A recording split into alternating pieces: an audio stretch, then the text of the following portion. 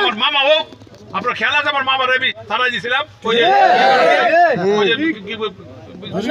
জরিপ নিয়ে দিয়েছিলাম না, আমি কিন্তু ছাড়ি নাই কিন্তু কাউরে।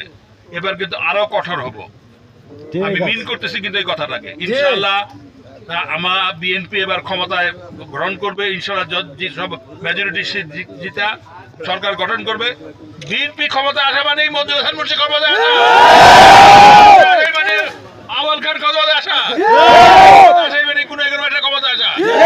যদি ক্ষমতায় বিএনপি থাকে আর যদি আপনারা অন্য দলকে ভোট দেন, আমি কিন্তু আপনাদের কাউকে ছাড়বো না, আমি তাদের ঘর বাড়ি সব পুরায়া সরকার করে দেবো। আমি কিন্তু কথা খুব পরিষ্কার ভাবে বলতেছি, এটা মনে করেন আমি ভয় দেখাচ্ছি, আমি পরিষ্কার করে বলেছি, কথা আপনি রেকর্ড করে বলে দিতে পারেন, যে দিয়া ইয়েতে ফেসবুকে ছেড়ে দিতে পারেন, আমার অসুবিধা নাই, আমি এটা মিন করতেছি।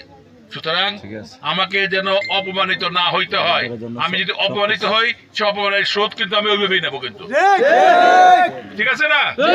আপনাকে আমার অপমানিত হয়ে দেবেন, তাহলে সবাই কিন্তু 12ই ফেব্রুয়ারি তারিখে ট্রাক মার্কায় ভোট দিয়া জয়যুক্ত করবেন, মঞ্জুর হাসান মুন্সিকে অপমানের হাত থেকে রক্ষা করবেন, তারেক রহমানকে সরকার গঠনের সহায়তা করবেন, গুণাগার পাঠীদের সহায়তা করবেন। বিসমিল্লাহির রহমানির রহিম।